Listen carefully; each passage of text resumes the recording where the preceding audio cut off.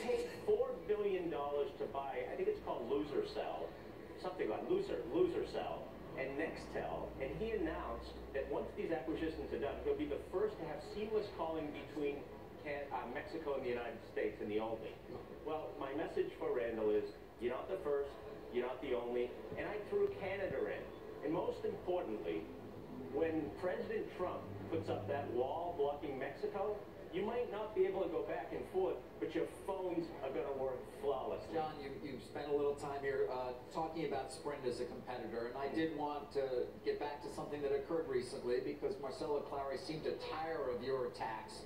And you know, on Twitter he said, I'm tired of your uncarrier BS. But he went on to say, your cheap, misleading lease imitation is a joke. You trick people to believe they have a $15 iPhone lease payment when it's not true. You tell them they can upgrade to 3X, but you don't tell them the price goes up $27 when you do, and you say one thing but behave completely differently.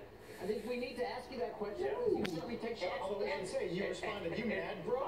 By the way, my response, you don't, this is diving in the deep end of the pool.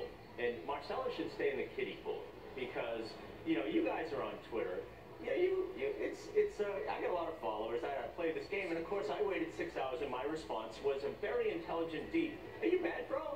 To which I was called ingenious because of my social media skills. But what about responding to his particular What I'll respond to him is, over the past 2 weeks, Marcelo has done away with iPhone for life. He's launched all in with David Beckham that nobody knows who is, except he's a Spice Girl's husband.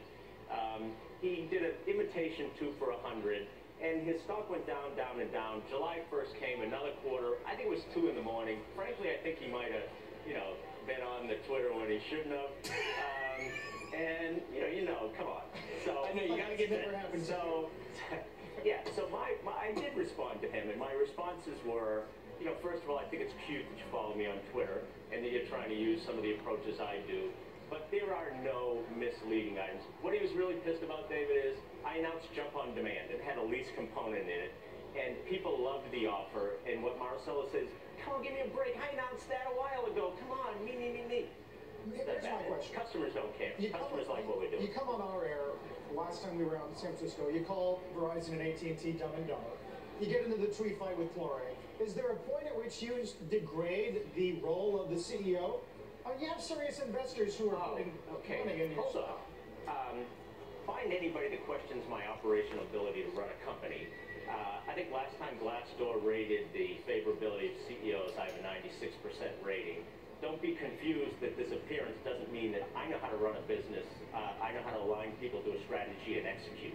On the other hand, I'm fighting for consumers. I talk, speak, behave, and act like my customers and employees. And if I'm degrading that suit view that is a weddings and funerals job down to something that is more an aggressive, speak on behalf of your customers, hallelujah. I don't want to be a weddings and funerals diplomatic CEO, and I'm not. And it's worked extraordinarily effectively. In fact, your social media strategy, as we know, extraordinary. I watched your video this morning, John. I did notice during the course of it, you were talking about Dumb and Dumber again, and then you mentioned something that jumped out at me. You said, competitors can partner up. Why'd you say that? Yeah, okay, so here's what happened. So I'm using this first example. As I said, AT&T wanted to ultimately do something in Mexico, and they did.